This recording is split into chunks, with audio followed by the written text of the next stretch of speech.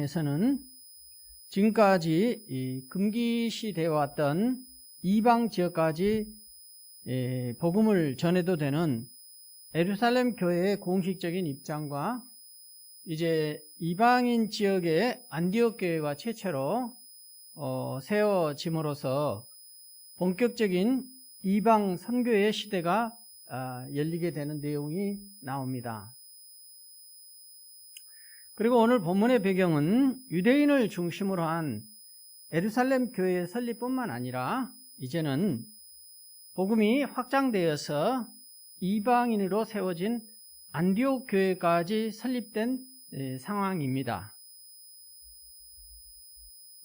그런 상황 속에서 12장 1절에 보면 그때라는 것은 앞에 전문맥을 받을 때 방금 설명한 그런 상황 속에서 헤롯 왕은 이러한 교회의 어떻게 보면 초대교회의 확장을 더 이상 보고 있을 수가 없어서 교회를 탄압하기 시작했습니다.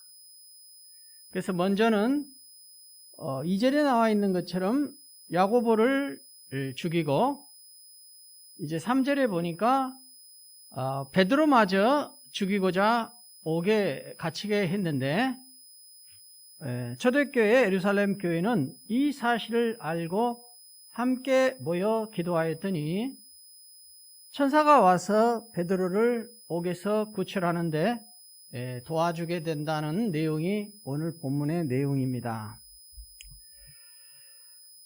이제까지 있었던 예루살렘 교회에 대한 박해가 서기관과 바리새인들인 유대 종교자들의 어떤 자신들의 기득권을 지키기 위한 종교적인 예루살렘 교회에 대한 박해였다면은 이번 헤롯 왕의 교회에 대한 박해나 탄압은 어떻게 보면은 국가 권력에 의한 정치적인 박해이면서 이제 더욱더 노골적이고 가혹하게 사람을 처형하고 죽이는 이런 일들이 발생하게 되었습니다. 이런 가운데 예루살렘 교회는 이제 교회가 막 설립되고 태동하려고 하는 이런 상황 속에서 큰 위기를 맞게 됩니다. 여기 나오는 헤롯 왕은 예수님의 탄생 때 유아학살을 명령을 내렸던 헤롯 대왕의 손자로서 헤롯 아그리파 1세를 가리키는데 그는 아마도 자신들의 기득권을 유지하기 위해서 어떻게든 그 기독교를 없애려고 하는 유대 종교 지도자들의 환심을 사서 자신의 정치적인 입지를 강화할 목적으로 교회를 핍박하고 탄압하고 그것에 대한 상징적인 의미로 12사도 중에서 이제 야고보를 죽이고 이제 가장 수석 제자 또 사도였던 베드로마저 옥에 갇히고 이제 해하려고 한 것입니다. 결국 이러한 그 헤롯 왕은 하나님께 선택받지 못한 믿지 않는 사람이 이제 사단의 역할을 하고 있는 것을 볼 수가 있습니다. 헤롯은 12사도 중에 하나인 예루살렘 교회의 지도자였던 요한의 형제 야고보를 죽였습니다. 그리고 3절에 보니까 유대인들이 이 일을 기뻐하는 것을 보고 그 유대인들이 이 헤롯 왕이 사도 야고보를 죽인 것을 보고 유대인들이 기뻐한 것이죠. 그래서 이번에는 이 유대인들이 기뻐하는 것을 보고 더 힘을 얻어서 헤롯 왕이 예루살렘 교회의 최고 지도자였던 이제 베드로마저도 죽이고자 옥에 가두게 된 것입니다. 그래서 헤롯 왕은 예루살렘 교회의 최고 지도자였던 사도 베드로마저 죽임으로써 근본적으로 예루살렘 교회를 와해시키고자 했던 것입니다.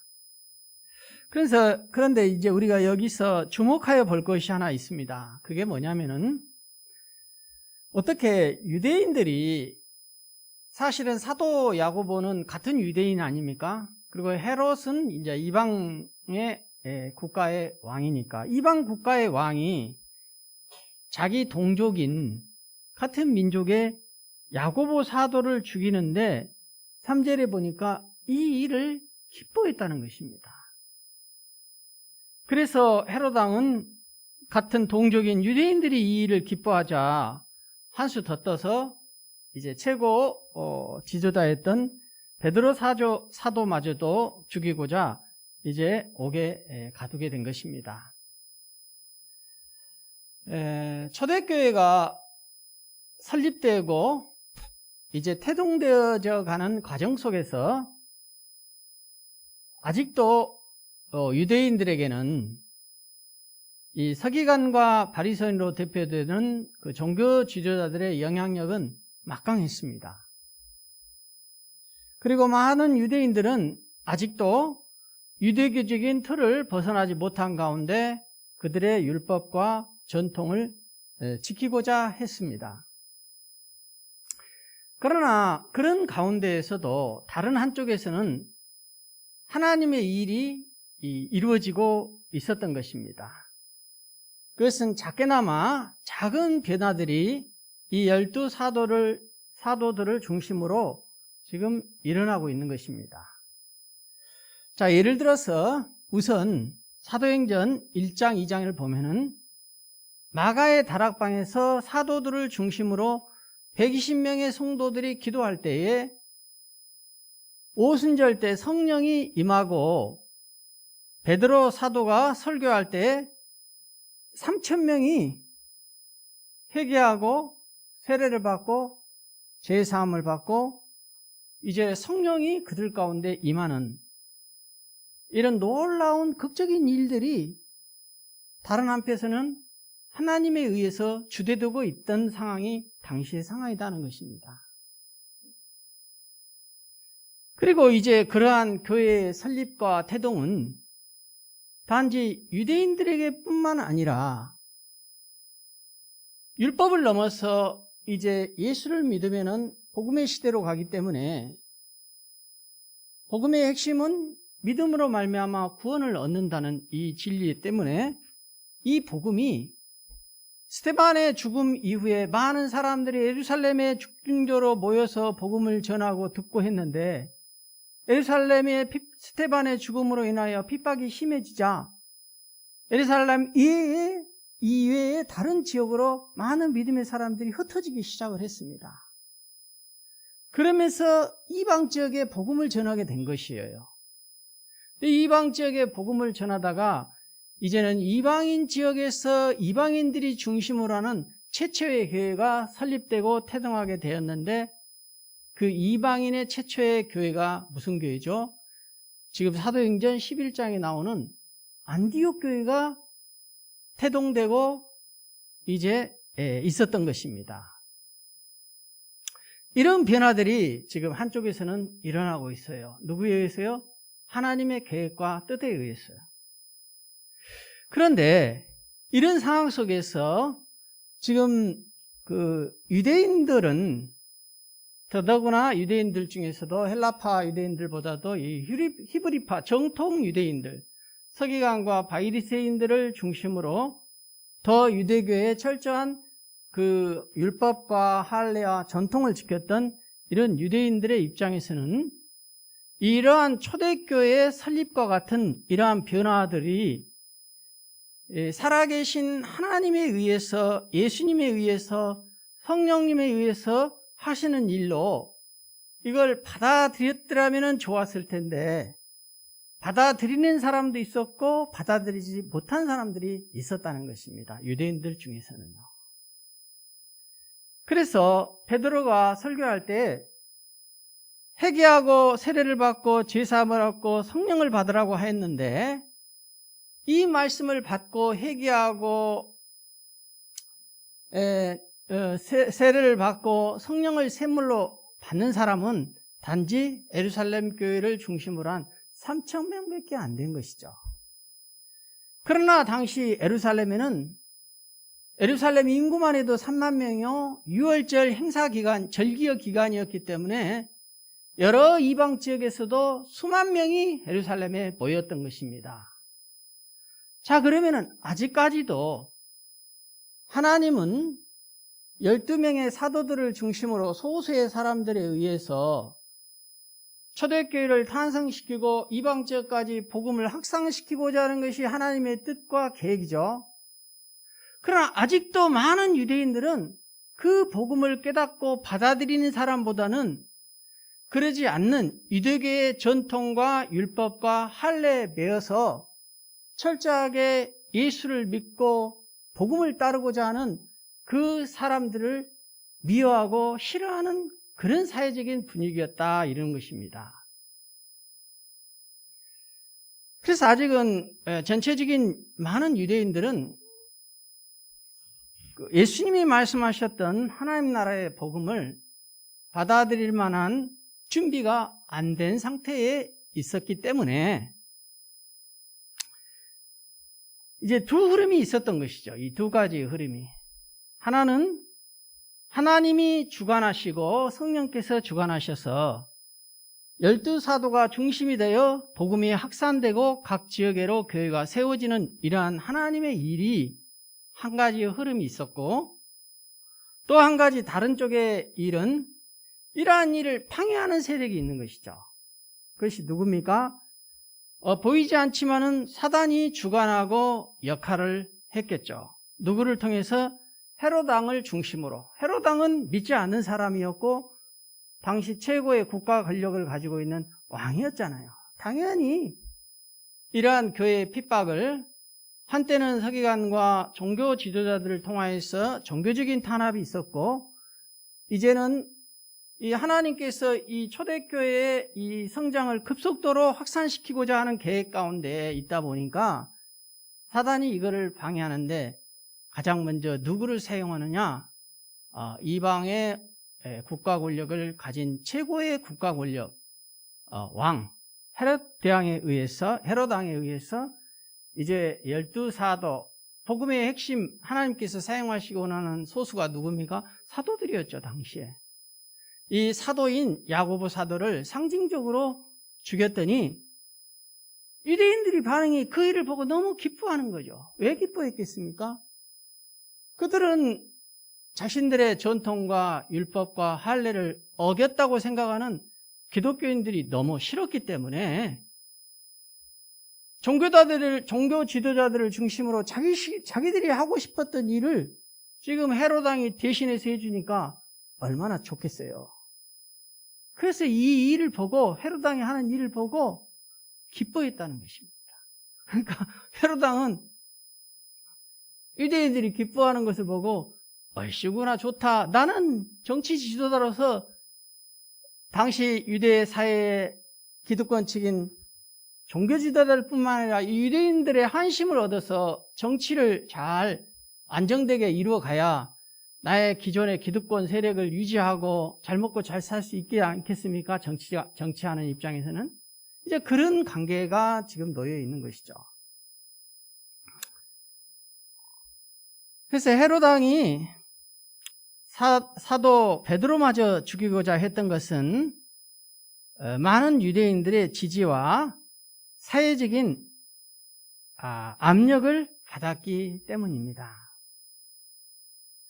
학문에서 사회적인 압력이라는 말이 나오는데 이게 우리가 일반적으로 쓰기도 하지만은 학문적인 용어입니다.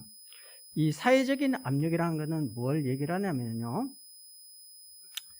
개인이나 집단의 태도나 의견, 행동 따위를 특정한 방향으로 이끌고 변화시키는 사회적인 작용을 말하는 것입니다.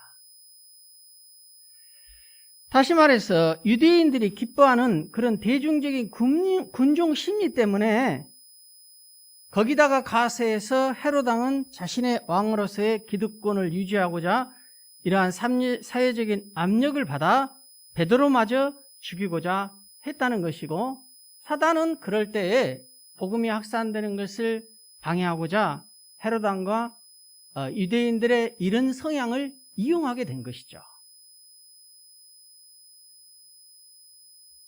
그래서 사단이 결국은 초대교회가 급속도로 확산되는 것을 방해하고 그들로 하여금 잘못된 방향으로 가도록 이끌고 있는 것이죠. 사랑하는 성도 여러분, 우리가 세상을 살아가면서는 항상 이 두 가지 흐름이 있기 마련입니다. 우리가 무엇을 따를 것인가? 선택해야 합니다. 작은 변화이지만은 그들의 전통과 틀을 깨고 유대인들은 하나님이 원하시는 세우신 사도들을 따라 교회의 설립과 확장에 동참해야 했습니다. 그것은 하나님의 뜻과 계획이었습니다. 그 일을 위해서 예수님은 제자들에게 마가의 다락방에서 전심으로 기도하라. 그러면 성령을 선물로 주실 것이고 이제 너희들을 내가 성령의 임재 가운데 초대교회를 세우고 복음이 만방에 열방에 전파되도록 사용하실 것이다. 그 하나님의 계획인 것입니다.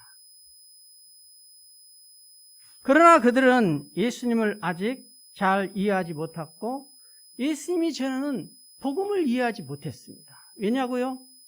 율법적인 틀의 관점에서만 자꾸 복음을 이해하려고 하니까 복음이 이해가 안 되는 것이죠. 왜냐? 율법의 중심이 뭡니까? 행위예요, 행위. 그러나 복음의 중심은 뭡니까? 행위가 아니죠.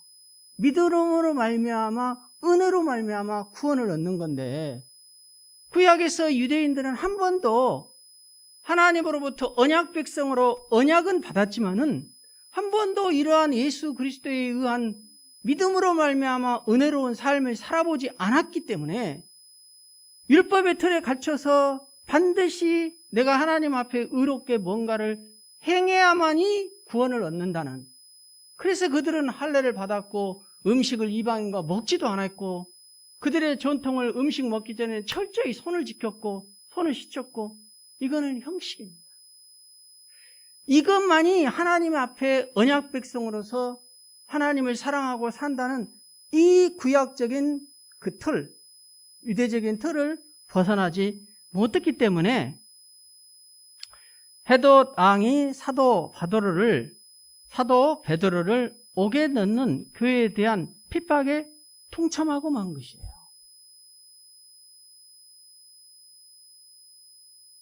그들은 영적인 분별력을 가지고 무엇이 옳고 하나님이 기뻐하시는가를 따라 행해야 했습니다.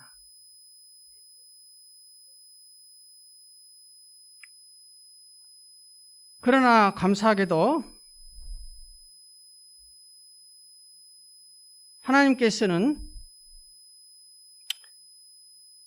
그러한 헤롯의 계획에 그냥 두지 아니하시고 하나님의 도우심으로 베드로가 옥에서 탈출함으로써 헤롯의 계획은 실패하고 맙니다. 이게 우리가 알아야 할 것이 이것이죠. 그리고 교회는 이 일을 계기가 되어서 더욱더 단결하여 일치된 모습을 보이게 되었습니다.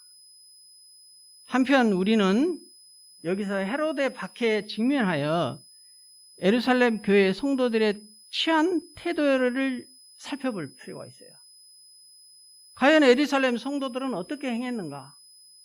이제 예루살렘 성도들은 유대인이기는 유대인이지만은 이미 율법의 틀을 넘어서 복음의 은혜 안에 들어온 자들이죠. 그래서 베드로가 설교할 때 회개도 하였고 제사함도 얻고 세례도 받고 지금 성령의 임하심이 나타나고 있는 그 초기 시기였던 것이죠. 본문을 보면은 예루살렘 교회 성도들은 헤롯의 박해가 닥쳐 야고보 사도가 죽고 베드로 사도마저 투옥되어 죽음을 맞을 위기에 직면하자 그 어떤 다른 것을 인위적으로 하기보다는 그들이 했던 게 무엇입니까? 하나님의 도우심을 바라보며 간절히 기도하였던 것입니다. 이게 신앙이라는 게 어려운 게 뭐가 어렵냐면은 저도 이렇게 목회를 하면서 이렇게 늘 느끼는 게 뭐냐면은 우리의 눈에 보이지 않는 영적인 세계가 있는데 이것에 대한 경험이 없을 경우에는 이런 영적인 세계에 대한 이해가 없기 때문에 항상 유대인들은 인위적으로 하려고 그래요. 헤롯 왕이 하나님을 알지를 못하고 영적인 세계를 알지 못했고 유대인들도 영적인 세계를 알고 깨닫지를 못했죠. 그러니까 당연히 사단의 역할을 한 것이고 사단의 영향을 받았던 것입니다. 그러나 우리 믿는 하나님의 사람들은 성경에 나와 있는 말씀대로 영적인 세계에서 사단이 있고 믿는 성도들이 기도할 때 천사가 돕는 것을 믿으시기 바랍니다. 아멘. 성경에 보십시다. 5절에 이에 베드로는 옥에 갇혔고 교회는 그를 위하여 간절히 하나님께 기도하더라. 교회가 하나님 앞에 기도할 때 우리의 보여지는 현상계에서는 아무 일도 안 일어나는 것 같지만은 성경에서 보니까 7절에 호련히 주의 사자가 나타나 베드로의 옆구리를 쳐 깨우고 급히 일어나라 하니 쇠사슬이 그의 손에서 벗어져요. 천사가 이런 일을 한 것입니다. 물론 그 당시에는 이제 하나님께서 복음을 빨리 확산시켜야 하기 때문에 이런 초자연적인 기적 같은 일들이 많이 벌어진 거죠. 또 9절에 보십시오. 10절에 문이 저절로 열려서 베드로가 감옥문으로 밖으로 나갈 수 있도록 천사가 도와준 것입니다. 또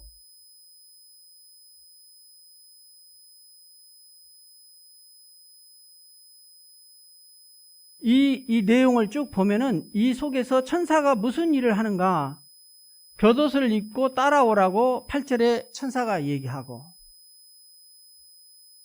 그러니까 이 당시에는 하나님께서 이런 식으로, 이게 거짓말이 아니잖아요. 성경에 기록되었고 이거는 역사적인 2000년 전에 실제로 일어난 일입니다. 하나님이 이 당시에는 이렇게 일을 하신 것이죠. 하나님의 사람들을 들어쓰시고 교회를 세우시기 위해서.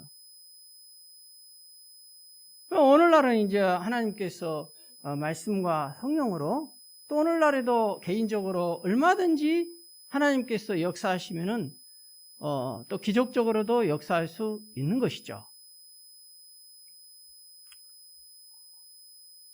그들은 평상시에도 늘 기도하기 시작했고 마가의 다락방에서 계속해서 기도하는 가운데 성령의 임재 가운데 충만한 교회였잖아요.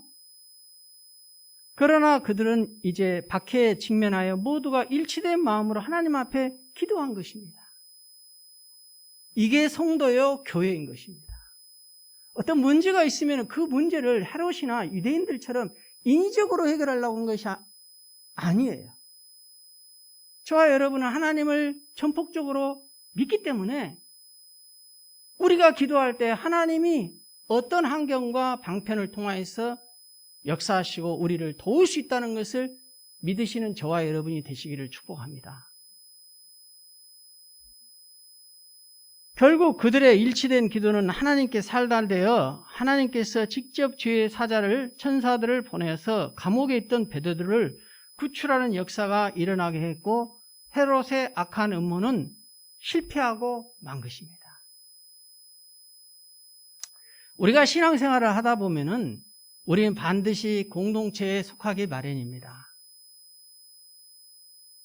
때로는 그 공동체가 사도와 또 말씀을 따라 하나님의 뜻과 방향으로 갈 수도 있지만은 오늘 유대인들의 모습을 통해서 보니까 자신들의 생각, 감정, 경험, 그것이 뭡니까? 자신들의 전통과 율법을 지키고자 했던 것이 그것 자체는 나쁜 것이 아닌데 결과적으로는 하나님의 하시는 일을 방해하고 기독교를 핍박하고 교회를 핍박하고 교회 지도자를 핍박하는 형태로 결과적으로 죄를 짓게 만들고 그런 사회적인 그런 그 분위기를 확산시키게 했다는 것입니다. 더욱이 유대인들의 이런 집단적인 군중심이나 사회적인 압력은 헤롯으로 하여금 더 큰 죄를 짓게 만들고 더 교회를 핍박하게 하는 촉발 역할을 해버린 것이죠.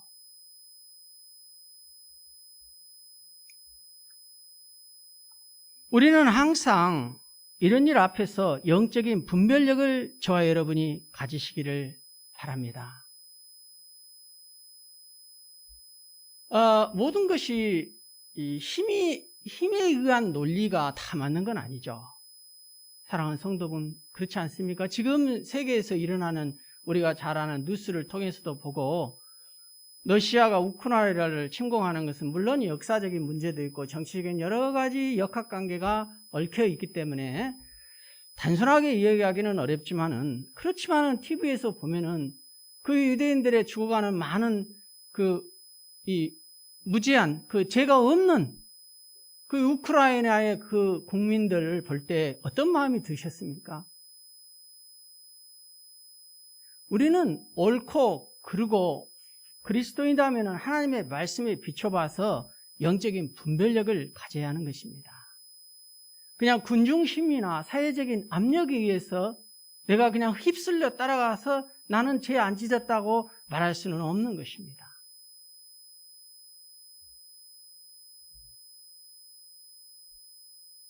아무리 국가 권력을 가진 왕일지라도, 아무리 많은 수의 유대인들이라 할지라도 그들이 인위적으로 하나님께서 교회를 설립하고 태동시키고 성장시키고자 하는 그 하나님의 뜻에 반해서 그러한 교회를 핍박하고 교회 지도자들을 핍박하고 그렇게 했을지라도 하나님이 하시는 일을 보니까 그 예루살렘 교회가 그 얼마나 위기에 처했습니까? 당시에 사도 베드로나 사도 야고보는 예수님의 12명의 사도 중이었고 그들을 통하여서 하나님의 교회를 확장시켜 나가고자 했을 때 그 베드로를 지금 옥에다 가둬놓은 것이 얼마나 예루살렘 교회에 큰 위기로 닥쳤겠습니까? 그러나 그들의 신앙의 모습을 보면은 마리아의 집에 모여서 초대교회 여러 사람들이 기도할 때에 하나님은 천사들을 동원하여 사도와 성도들을 핍박으로부터 구원해 주신 것입니다. 아멘. 우리 이걸 믿어야 하는 거예요. 왜냐하면 하나님은 교회를 세우시기 원하기 때문입니다.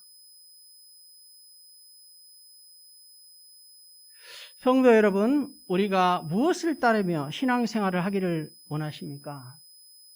오직 저와 여러분은 하나님의 뜻과 말씀을 따라 교회에 유익이 되도록 생활하시는 귀한 성도 여러분이 되시기를 진심으로 축복합니다. 아멘.